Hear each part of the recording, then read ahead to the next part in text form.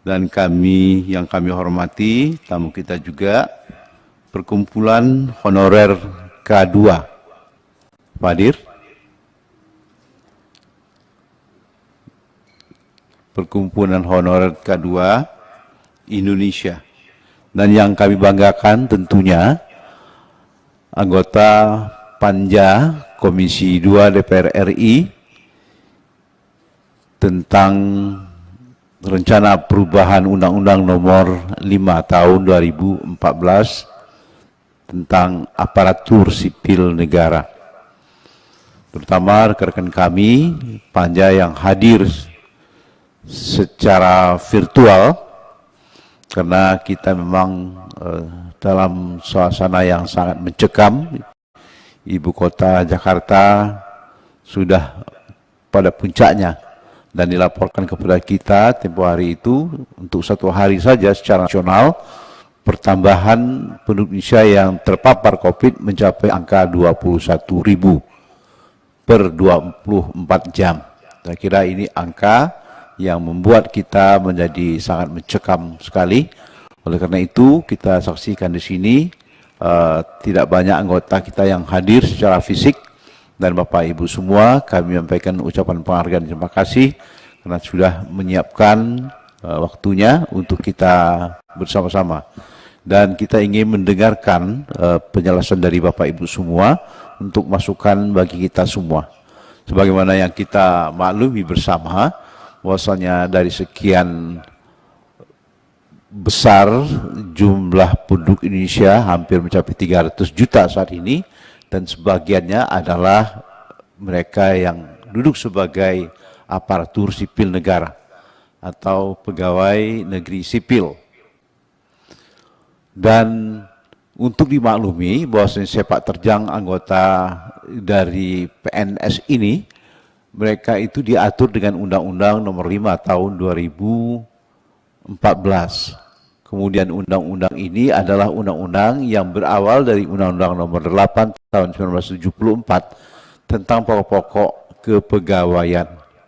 Dan 25 tahun sudah itu lahirlah Undang-Undang Nomor 43 Tahun 1999, dan baru 15 tahun sesudahnya dilahirkan Undang-Undang Nomor 5 Tahun 2014 ini. Dari sisi waktu itu kita bisa melihat betapa perlu dilakukan semacam justifikasi penyesuaian terhadap Undang-Undang Kepegawaian yang menyangkut aspek-aspek kehidupan dari para pegawai negeri sipil kita, yang harus kita lakukan penyesuaian dengan perkembangan situasi dan zaman serta kemajuan teknologi. Oleh karena itu 7 tahun pada hari ini kita memulai untuk meninjau juga Undang-Undang Nomor 5 Tahun 2014 ini, dan inilah yang kami perlukan masukan dari Bapak dan Ibu semua. Tentunya kami berharap rekan-rekan kami, terutama dari Ketua Ombudsman dan Ketua FPPPI, kemudian Ketua GTK HNK 35 dan Ketua kelompok dari Honorer K2 bisa menyampaikan pandangannya, masukannya, dan kita akan menerima dan menyerap, dan rekan-rekan kami dengan perangkat teknik yang ada saat ini akan menyerap sebagian besar dari apa yang akan disampaikan oleh Bapak dan Ibu semua. Tentunya kita tidak akan buang waktu. Saat ini jam sudah menunjukkan pukul 10:22. Kita sepakati ini akan segera kita akhiri pada jam sekitar 11:30. Nanti kita coba sesuaikan lagi kalau diperlukan tambahan. Mungkin masing-masing kita dapat menyampaikan sekitar 10 atau 15 menit dari yang sudah disiapkan. Dan tentunya kami berharap rekan-rekan kami dari anggota Panja dapat melakukan pendalaman atau ada hal-hal yang kurang jelas yang perlu ditanyakan kepada Bapak. Kami mohon dapat ini kita siapkan waktu berikut ini.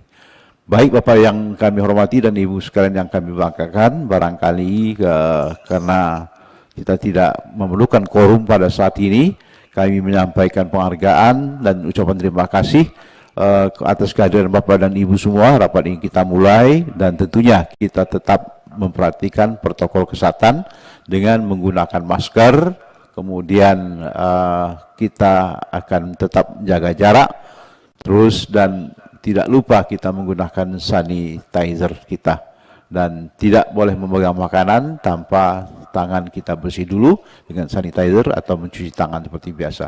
Demikian yang dapat kami sampaikan. Kami persilakan untuk tidak membuang waktu kepada Ketua ORI untuk diberikan kesempatan pertama pada hari ini. Kami persilakan.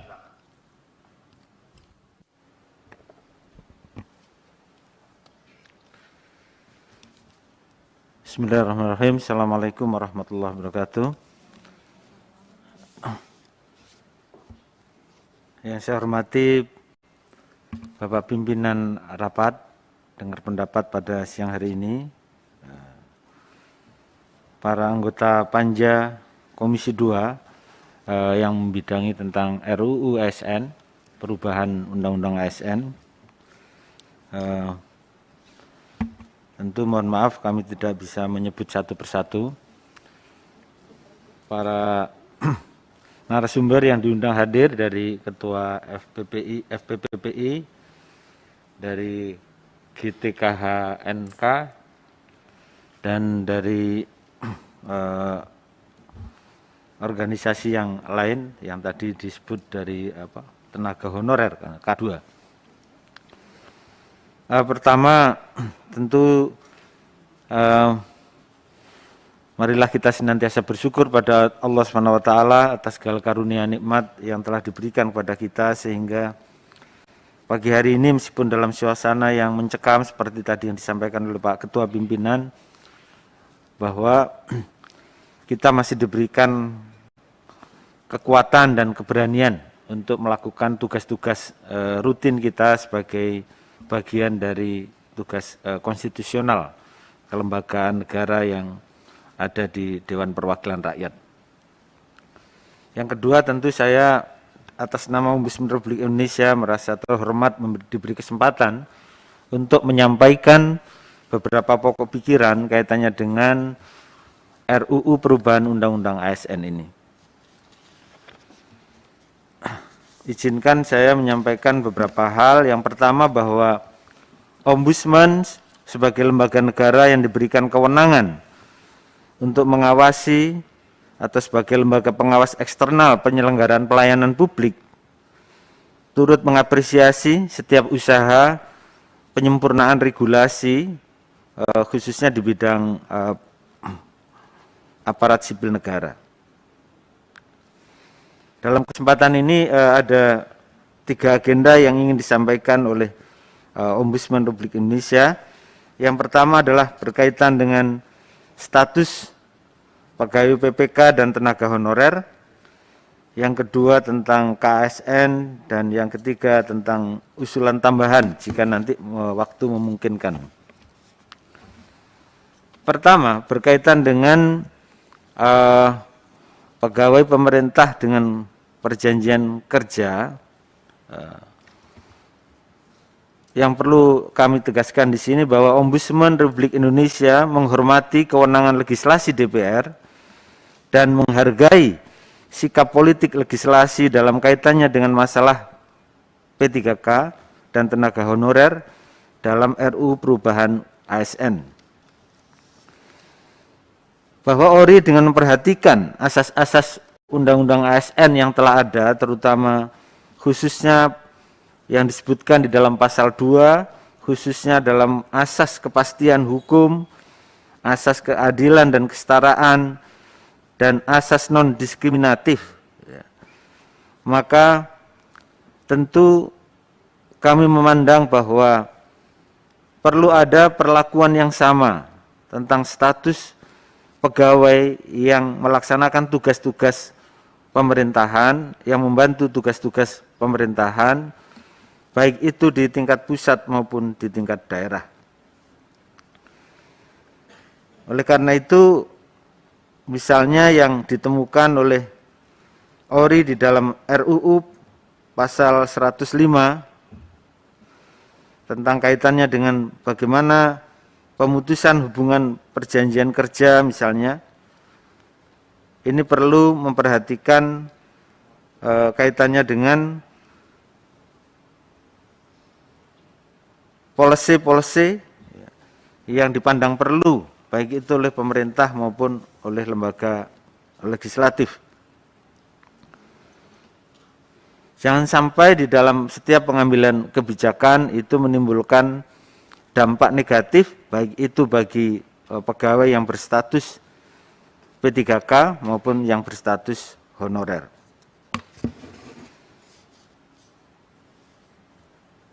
Masukan kaitannya dengan pegawai honorer, terutama pasal 131 huruf A RUU, di mana di dalam RUU pasal 31A mengatur tentang pengalihan tenaga honorer, pegawai tidak tetap, pegawai tetap non-PNS, pegawai pemerintah non-pegawai negeri, dan tenaga kontrak menjadi ASN.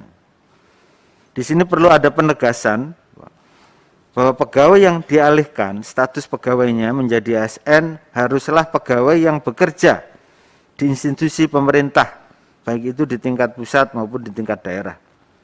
Karena status ini sangat penting, mengingat jangan sampai nanti ketika ada perubahan pengaturan mengenai pengalihan status ini terjadi polemik ketidakpastian di dalam menelaah atau memilah tentang status pegawai honorer. Kalau kita melihat di dalam pengertian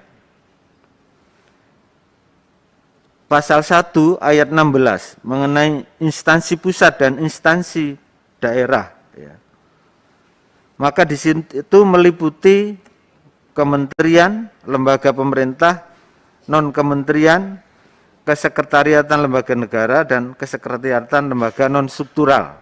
Nah, itu menjadi catatan bahwa ketika merumuskan di dalam pasal 131A itu perlu mempertimbangkan aspek kedudukan maupun status kelembagaan, di mana pegawai honorer maupun pegawai tidak tetap, pegawai tetap non-PNS, pegawai pemerintah non-pegawai negeri, dan tenaga kontrak untuk dialihkan menjadi ASN, itu dilihat aspek kelembagaannya. Demikian juga yang juga menjadi keberatan umum dari sisi pemerintah perlu juga mendapat perhatian, yaitu kaitannya dengan dampak penganggaran ketika nanti pengalihan status dari honorer kepada ASN itu diputuskan. Kemudian kaitannya dengan Komisi Aparatur Sipil Negara, sekali lagi ORI menghormati kewenangan legislasi DPR dan menghargai sikap politik legislasi dalam kaitannya dengan masalah KASN dalam RUU perubahan Undang-Undang ASN. Namun catatan Ombudsman, tetap diperlukan siapa institusi yang akan melaksanakan tugas dan fungsi dan kewenangan pengawasan dan penjatuhan sanksi dalam kaitan apabila adanya tindakan-tindakan indisipliner yang dilakukan oleh ASN. Oleh karena itu nanti tentu ada penegasan kaitannya dengan tugas di sini, baik itu oleh kementerian atau khususnya Kementerian Bidang Pendayagunaan Aparatur Negara. Juga terkait dengan tugas dan fungsi pengawasan terhadap penerapan norma dasar serta kode etik, kode perilaku ASN, ini juga perlu ada penegasan dialihkan kepada lembaga siap mana yang diberikan kewenangan untuk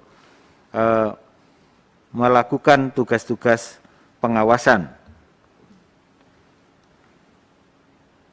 Kami menghormati dan menghargai politik legislasi yang berkaitan dengan KASN ini, namun manajemen ASN perlu semakin ditingkatkan dengan terutama yang berkaitan dengan manajemen ASN maupun sistem merit, ya, untuk menghargai kompetensi birokrasi dan mengedepankan good governance.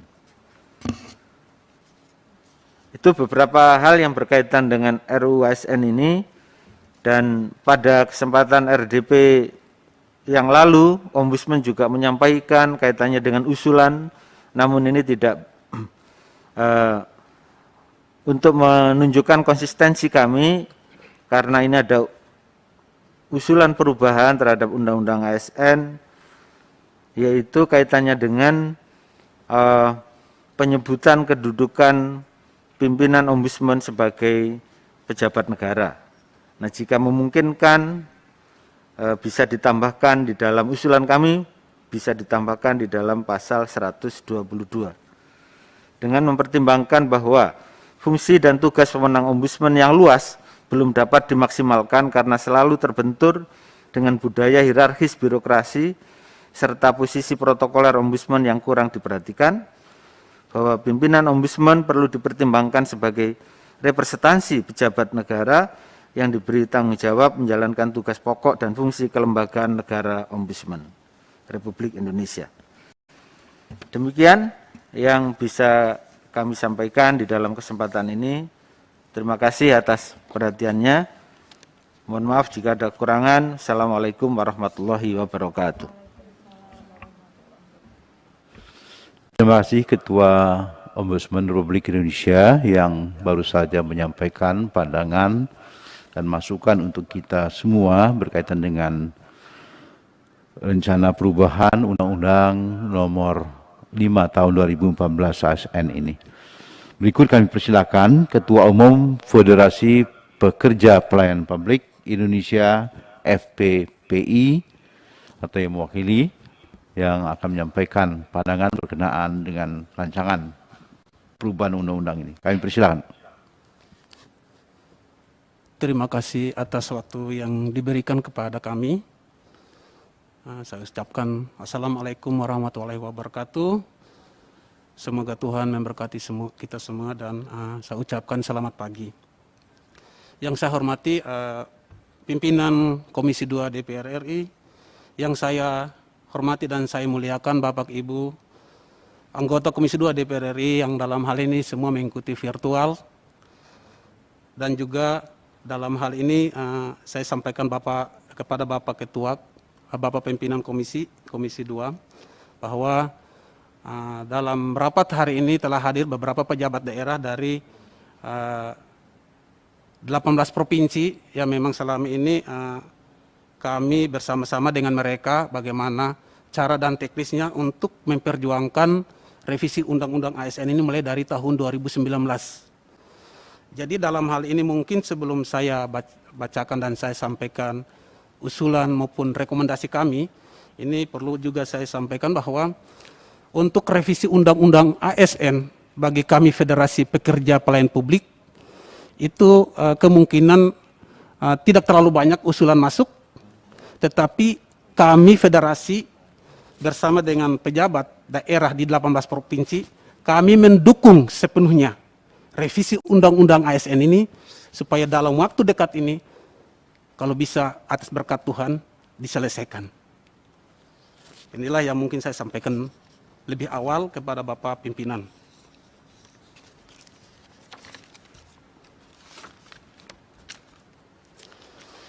Pertama saya perkenalkan, nama saya Alfonsius Matli, Ketua Umum Federasi Pekerja Pelayanan Publik Indonesia. Dan dalam hal ini sesuai dengan bahan yang kami sudah susun dan kami juga sudah sampaikan kepada Bapak Ibu di staf dan pegawai di Komisi 2 yang kemarin saya sudah kirim. Federasi merupakan perjuangan utama dalam memperjuangkan rancangan undang-undang tentang perubahan atas Undang-Undang Nomor 5 Tahun 2014 tentang aparatur sipil negara atau revisi undang-undang sejak Desember 2016, dan lembaga ini turut mengajukan revisi Undang-Undang ASN ke Badan Legislasi DPR RI pada saat itu. Federasi Pekerja Pelayanan Publik bersama dengan pegawai non-PNS di semua bidang dan nomenklatur yang semula berawal dari wilayah timur Indonesia, yaitu Provinsi Papua, Papua Barat, Maluku, Maluku Utara, dan NTT, menjadi 18 provinsi di Indonesia yang terdiri dari pekerja pelayanan publik dengan keanggotaan berjumlah 22.548 tenaga honorer. Kami adalah pekerja pelayanan publik yang telah memiliki pengalaman yang kurang 5 tahun dan paling lama 52 tahun terhitung sejak RUU ASN ini disahkan. Beberapa proses pengusulan dan pengawalan revisi Undang-Undang ASN yang kami ikuti, yaitu revisi Undang-Undang ASN telah diusulkan atas inisiatif DPR RI melalui Badan Legislasi dan telah disetujui menjadi prolegnas prioritas tahun 2017. Supresnya nomor 19/Pres/03/2017. Dan sampai pada tahun 2018, revisi Undang-Undang ASN tersebut tidak kunjung dilaksanakan, istilahnya mandek pada saat itu. FFV kemudian mengambil inisiatif rapat dengar pendapat umum RDPU dengan Badan Legislasi pada tanggal 25 Desember 2019. Pada saat itu sudah setelah pemilihan umum dan pelantikan anggota DPR RI periode sekarang dan juga pelantikan Bapak Presiden terpilih. Hasilnya atas kesepakatan 10 fraksi partai politik di DPR RI, revisi Undang-Undang ASN kembali menjadi program legislasi yang disahkan dalam rapat paripurna pada tanggal 2 April 2020. Dengan Supres nomor R-28-Pres-06-2020 tanggal 12 Juni 2020, Presiden telah mengutuskan 4 menteri, yaitu Menpan RB, Menteri Keuangan, Mendagri, dan Menteri Hukum dan HAM. Itulah yang mungkin saya sampaikan, dan juga ada kelanjutan terkait dengan tujuan revisi Undang-Undang ASN yang selama ini kami inginkan, supaya revisi ini kalau bisa diselesaikan, karena revisi ini sudah sangat lama, Bapak Pimpinan. Dari tahun 2016 disahkan ini revisi, draft RUU ini. Revisi UU ASN sebagai upaya politik hukum menyelesaikan tidak adanya kepastian hukum dan status kepegawaian publik akibat tidak diatur dalam bab peralihan UU nomor 5 tahun 2014 tentang aparatur sipil negara. Kepastian hukum dalam status kepegawaian diperlukan bagi para pekerja pelayan publik sebagai aparatur sipil negara yang telah bekerja secara terus-menerus, terutama bagi mereka yang menerima SK sebelum 15 Januari 2014. Dengan status kerja, tenaga honorer, pegawai tidak tetap, pegawai tetap non-PNS, atau tenaga kontrak. Revisi Undang-Undang ASN bertujuan pula untuk memastikan terpenuhinya jaminan sosial bagi ASN, termasuk jaminan pensiun bagi ASN yang berstatus pegawai pemerintah dengan perjanjian kerja, sesuai dengan Pasal 27 Ayat 2 dan Pasal 28D Ayat 2 Undang-Undang Dasar Negara Republik Indonesia tahun 1945 tentang kewajiban negara untuk memberikan jaminan sosial.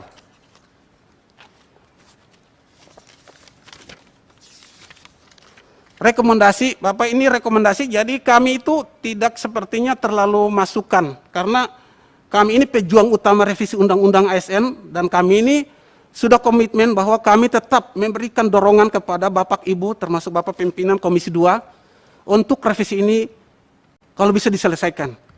Karena ini kami sudah menanti revisi ini sudah sangat lama.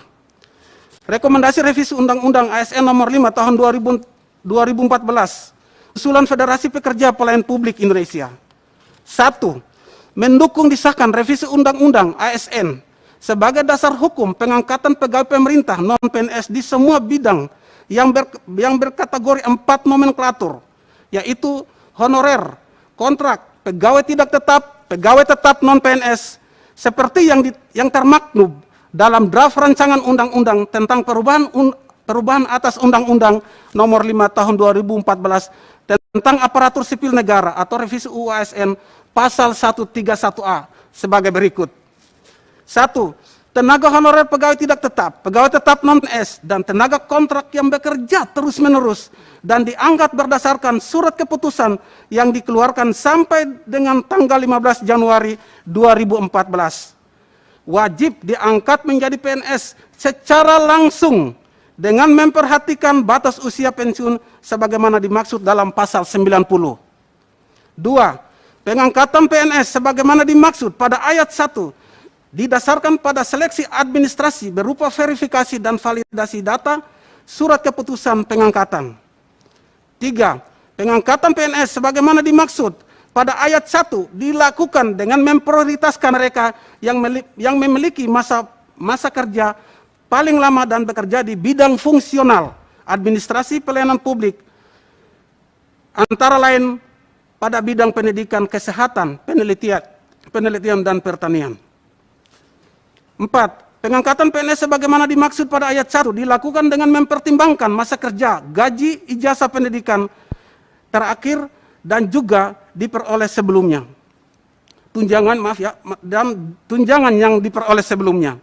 5. Tenaga honorer pegawai tidak tetap, pegawai tetap non-PNS, dan tenaga kontrak diangkat menjadi PNS oleh pemerintah pusat.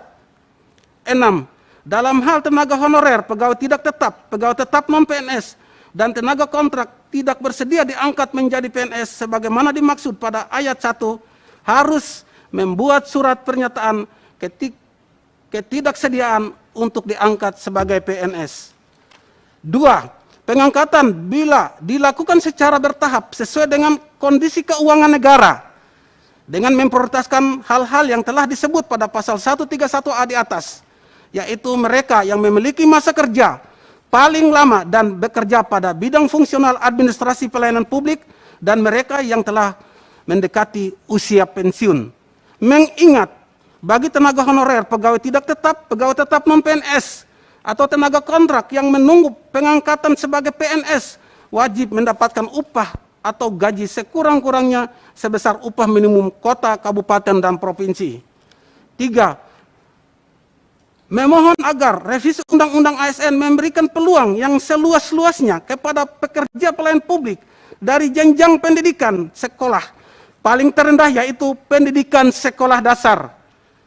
Hal ini dilatar belakangi banyak pekerja pelayanan publik dengan ijazah SD dan SMP yang sepanjang hidupnya mengabdikan diri kepada negara di wilayah pedalaman, terpencil, terisolir, tertinggal, hingga wilayah perbatasan dengan negara lain, antara lain Provinsi Papua, Nusa Tenggara Timur, Kalimantan, dan Aceh. 4. Mengingat prinsip-prinsip pemerataan dalam penyelesaian pengangkatan pekerja pelayanan publik dilakukan secara kolektif dan tidak bernuansa politis, serta tidak berkaitan dengan kepentingan golongan atau pribadi, maka kami harap semua jenis SK yang dimiliki oleh pekerja pelayanan publik di bawah ini dapat diproses dan diangkat menjadi PNS sebagaimana dimaksud pada pasal 131A. 5. Mohon agar kiranya DPR RI dan pemerintah terkait memprioritaskan database yang sudah didatakan dan diakomodir oleh Federasi Pekerja Pelayanan Publik Indonesia yang merupakan pejuang utama revisi Undang-Undang Nomor 5 Tahun 2014 tentang aparatur sipil negara. 6. Yang terakhir, federasi dan pejabat daerah di 18 provinsi yang terdiri dari 91 kabupaten dan 16 kota memberikan dukungan sepenuhnya dan mendorong Komisi 2 DPR RI untuk dapat menyelesaikan revisi UU ASN sesuai dengan amanah petunjuk Ketua DPR RI dan Surat Presiden nomor R/28 Pres garing 06 garing tahun 2020. Bapak Ibu anggota Dewan yang saya hormati, ini yang terakhir, sepanjang tahun, bahkan puluhan tahun, kami para pekerja pelayanan publik mengabdikan diri kepada negara, tanpa pamrih, tanpa mengenal lelah, dan tidak pernah putus harapan dalam pelayanan masyarakat Indonesia. Kiranya revisi Undang-Undang ASN dapat mewujudkan doa, harapan, dan cita-cita para pekerja pelayanan publik yang masih berstatus kontrak dan honor. Saat ini akan tercatat dalam sejarah Indonesia bahwa tenaga honorer, pegawai tidak tetap, pegawai tetap PNS, dan tenaga kontrak merupakan putra-putri terbaik garda terdepan Indonesia. Dan sejarah telah membuktikan bahwa 45% pembangunan negara Indonesia, baik SDM, infrastruktur, dan lebih utama pada bidang pelayanan publik telah dilakukan oleh tenaga honorer. Kalau Bapak Menpan RB pernah mengatakan di media, bahkan di rapat RDP pertama, saya masih ingat tanggal 18 Februari 2021 dengan Bapak Ibu dari Komisi 2, beliau mengatakan bahwa pengangkatan kami menjadi PNS atas dasar RUU ASN akan bertentangan dengan prinsip merit system dan tidak adil bagi putra-putri terbaik bangsa yang ingin bekerja di lingkungan instansi pemerintah. Secara tidak langsung beliau mengatakan bahwa kami tidak kompeten. Kalau kami tidak kompeten, lalu kenapa kami dikontrak berkali-kali hingga belasan tahun oleh negara? Tenaga dan pikiran jelas dibutuhkan. Tidak sedikit dari kami yang bahkan rela bekerja dengan gaji 100.000 sampai 500.000 per bulan. Padahal kami sudah bekerja bertahun-tahun, bahkan puluhan tahun, apalagi kawan-kawan yang bekerja di garis terdepan, di daerah perbatasan dengan negara lain, dan juga di daerah-daerah terpencil dan terisolir. Kiranya Bapak Ibu dari Komisi 2 DPR RI, khususnya Panitia Panja, dari kami Federasi Pekerja Pelayan Publik tidak pernah memberikan masukan-masukan. Karena mengingat bahwa revisi Undang-Undang ASN ini kami sudah berjuang dari tahun 2016. Dan ini sudah sangat melelahkan. Dan revisi Undang-Undang ASN tidak berpihak kepada siapapun, tetapi berpihak terhadap seluruh honorer. Jadi kami mohon kiranya, kalau supres yang sudah dikeluarkan oleh Bapak Presiden, sudah diturunkan oleh Bapak Presiden tahun 2020 kemarin, tapi karena mengingat COVID, mudah-mudahan dengan adanya kepercayaan yang diberikan oleh dalam hal ini pejabat negara, Bapak Presiden dengan Ibu Ketua DPR RI yang harusnya ditunjukkan kepada Bapak Ibu Komisi 2, saya sangat mohon, dan ini saya sangat meminta dari hati yang paling dalam, kiranya revisi Undang-Undang ASN ini jangan terlalu lama lagi, Pak. Kalau bisa diselesaikan dalam waktu yang dekat. Karena kami honorer ini, jujur saja Bapak, ada dua alternatif yang selalu terbayang dan selalu berada dalam hati kami, ada dua. Yang pertama itu, kami takut kalau gaji tidak dibayar. Lalu yang kedua itu Pak, itu kami takut yang lebih parah lagi itu kami dipecat. Jadi apa yang kami lakukan selama ini sepanjang hidup kami bekerja di bawah naungan pemerintah, apapun yang diperintahkan oleh pegawai pejabat ASN tetap kami lakukan.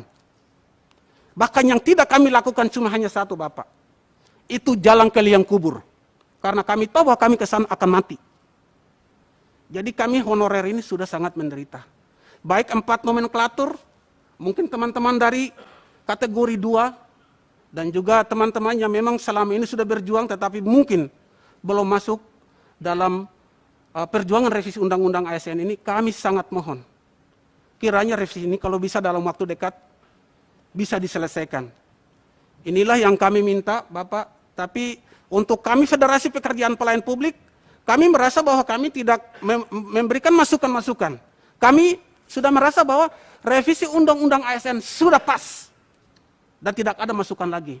Inilah yang kami sampaikan hari ini kepada Bapak Pimpinan mewakili Bapak Ibu seluruh Komisi 2. Terima kasih dan saya sampaikan Assalamualaikum warahmatullahi wabarakatuh. Semoga Tuhan memberkati semua, kita semua. Terima kasih. Terima kasih Bapak, Ketua Federasi Pekerja Pelayanan Publik Indonesia yang membawahi 18 provinsi yang sudah menyampaikan unek-unek perjuangan Bapak-Bapak untuk dapat mengangkat pegawai honor ini menjadi pegawai